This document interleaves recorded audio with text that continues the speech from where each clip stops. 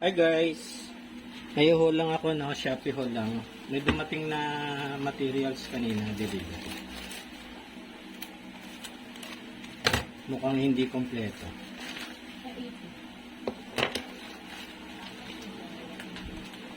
Ay, complete naman.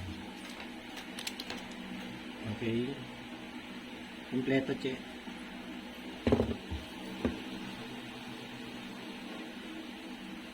Itong battery holder, no?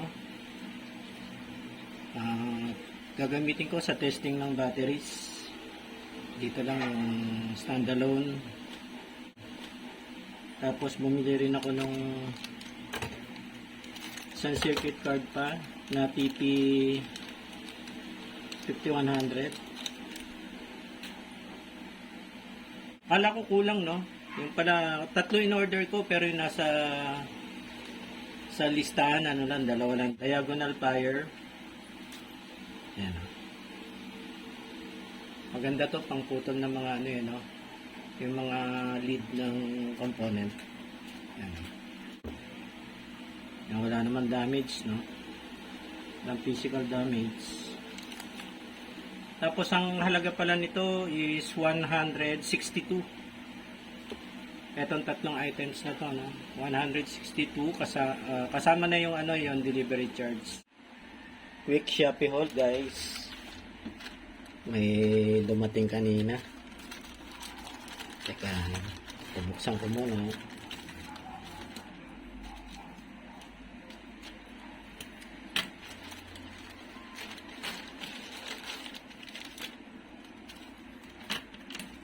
Kaya laman ito.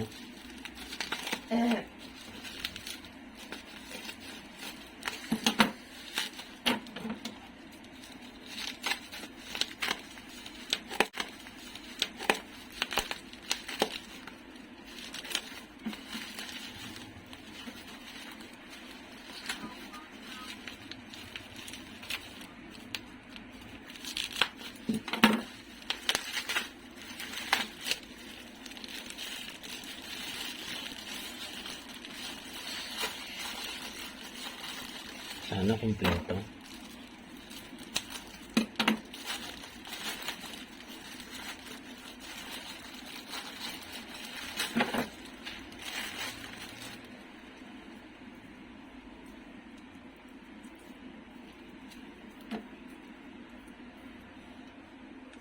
Power connector to, no?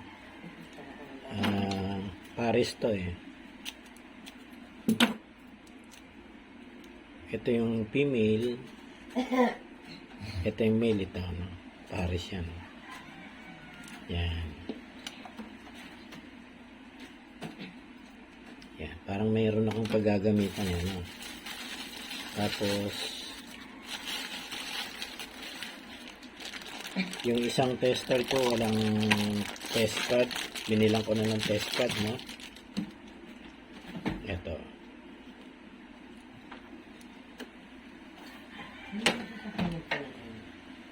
Okay.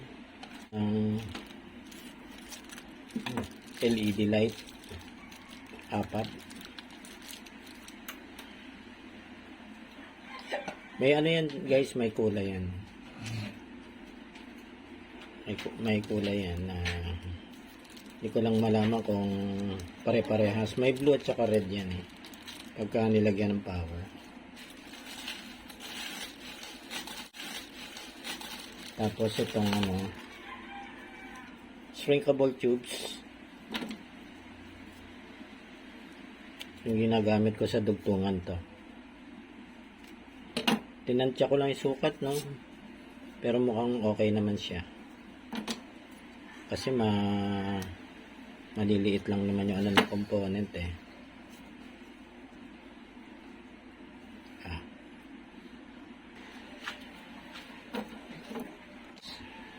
159 pesos.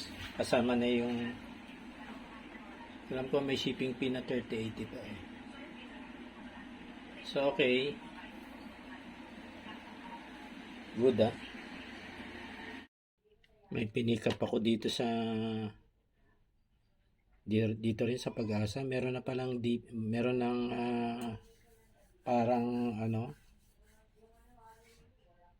parang distributor ng ano,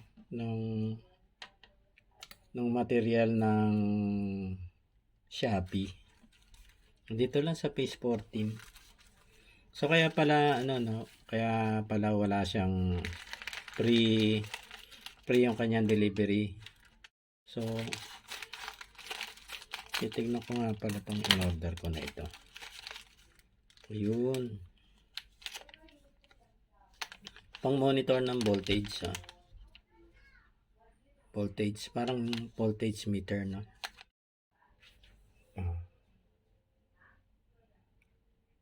Subukan ko dito sa baterya. Yan. 2.36 volts pa tong baterya. Positive, negative lang. Okay, halagyan ko na lang ng switch to.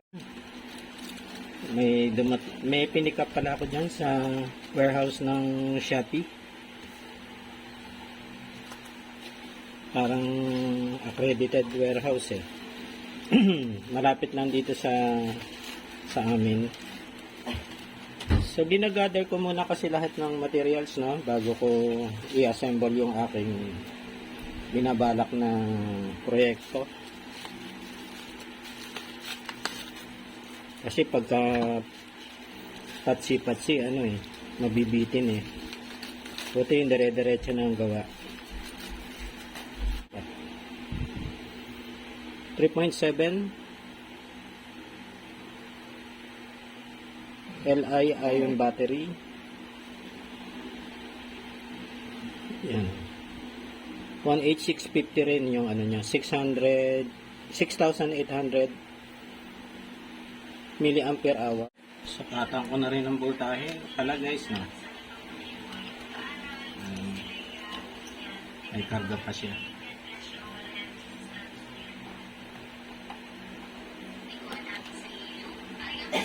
4.0. Okay. Kargado pa naman. 4.0.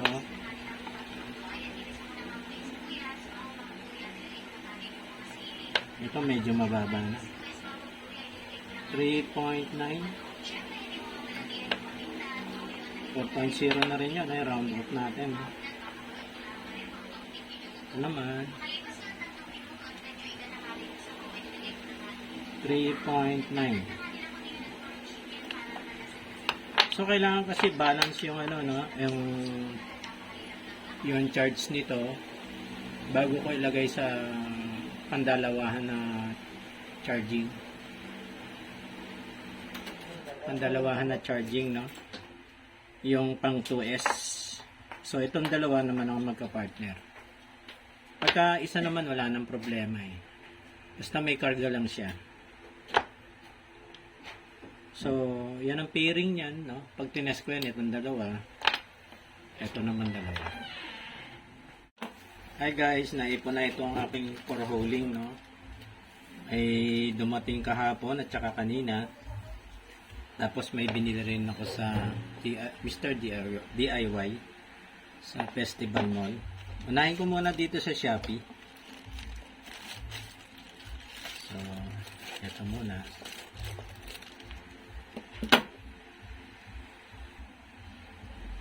Kanina lang pala to, no, after lunch dumating, no. Pag ano, yung sticker dito sa ano sa harap, itabi nyo muna, no, kung may problema kayo sa ano nyo, sa delivery nyo, pwede nyo gawing meeting reference to, itong sticker na nandito sa harap. So dyan na muna yan. Ito nga pala yun, no.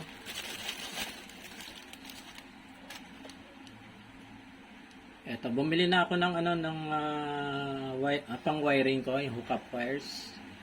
So, tatlong kulay ito, tig to 2 meters. May green, black, saka red, para presentable naman yung wiring niya, no. So, ang gauge nito, size gauge 22. 22 ano. Ayan. Tapos etong etong shrinkable tubes. Bumili ako ng medyo mas malaki-laki ng konti. 2 mm na to. Yung diameter nito. So tig tig 1 meter. So 2 meters to. So ang presyo nito lahat-lahat 112. Kasama na yung doon, no, yung delivery charge na 38 yan. Yung kahapon pala, buksan ko lang tatlong unit ito, no, ng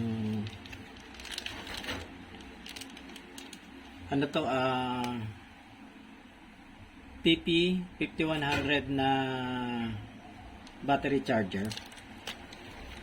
So tatlo to.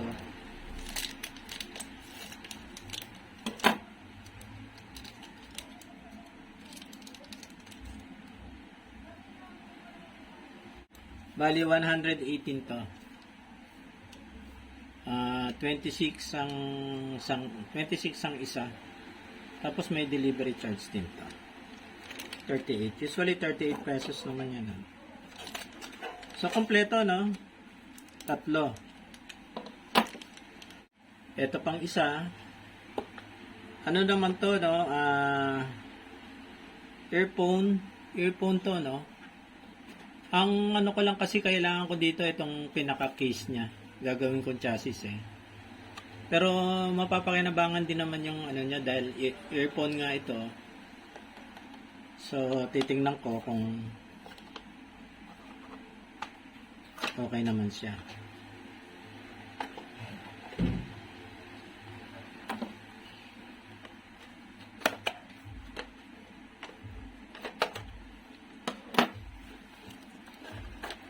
Nabuksan ko na to kagabi, no? Kaya nawala na yung karton dito. May karton pa yan Kaya kailangan lang i-hold. So ito yon, laman nito, bali earphone, no? Earphone. Tapos meron siyang dito, parang lalagyan, case. Dito siguro siya pwedeng ilagay. Yan, nabubuksan, no? Malalim siya. So ito, pwede nang ilagay dito. Ilalagay ko na dito. Yan. Okay. Yan. So ito, ayan, meron na akong chassis. Medyo matigas-tigas yan, Tibay-tibay siya. Kaya dito ako magbubutas dito sa front panel niya. Ito magiging front panel. Tapos ito, ididikit ko na to, permanente ko na rito. Yan, ididikit ko na yan. Para ito, disabit naman siya. Pwede siyang isabit. Okay. So, meron pa akong titignan. Hi guys, dumating na yung that's last batch ng order ko.